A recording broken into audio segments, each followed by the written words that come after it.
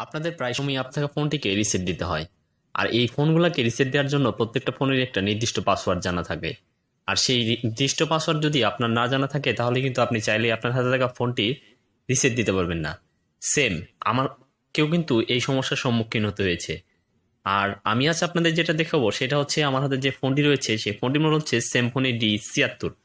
এই ফোনটাতে কিভাবে রিসেট দিব এবং এই ফোনটার রিসেট পাসওয়ার্ড কত সেইটাই স্টেপ বাই স্টেপ আপনাদেরকে আজ জানিয়ে দিব। এই ফোনটাকে যদি আপনি রিসেট দিতে চান, রিসেট দেওয়ার জন্য অবশ্যই আপনাকে এখান থেকে মেনুতে যেতে হবে। মেনুতে যাওয়ার পর এখান থেকে আপনি আর সামনে অনেকগুলো অপশন শো করবে। এখান থেকে আপনাকে খুঁজে বের করতে হবে সেটিংস নামে যে অপশনটা রয়েছে সেই সেটিংস নামের অপশনটাকে। আপনি সেই কাঙ্ক্ষিত সেটিংস নামের অপশনটাকে খুঁজে বের করবেন। সেই সেটিংস নামের অপশনটাকে খুঁজে পাওয়ার পর আপনি ওকেতে ক্লিক করবেন।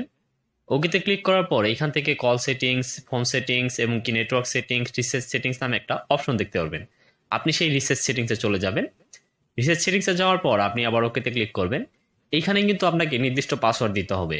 তারপর রিস্টোর ফ্যাক্টরি সেটিংস নামে একটা অপশন দেখতে পারবেন, সেখানে গিয়ে আপনাকে একটা নির্দিষ্ট পাসওয়ার্ড দিতে হবে। আপনার যদি ম্যানুয়ালি কোনো পাসওয়ার্ড ইউজ করে থাকেন, যেমন ফোন অন করার সময় 2580, তাহলে সেক্ষেত্রে এখানেও কিন্তু 2580 দিয়ে আপনাকে রিসেট দিতে হবে। আমি যেহেতু কোনো ম্যানুয়ালি পাসওয়ার্ড ইউজ করিনি, সেই ক্ষেত্রে আপনাদের জানিয়ে দেবো এই ফোনের অফিসিয়ালি পাসওয়ার্ডটা কত।